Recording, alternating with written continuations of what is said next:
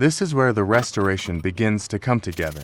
Clean parts return to their place, tolerances are checked, and the simple logic of Soviet-era engineering starts to make sense again. There's nothing complicated here, just honest mechanics, solid materials, and a design meant to survive hard use. Step by step, this Minsk 125cc moves closer to running once more. Not restored for display, restored to work.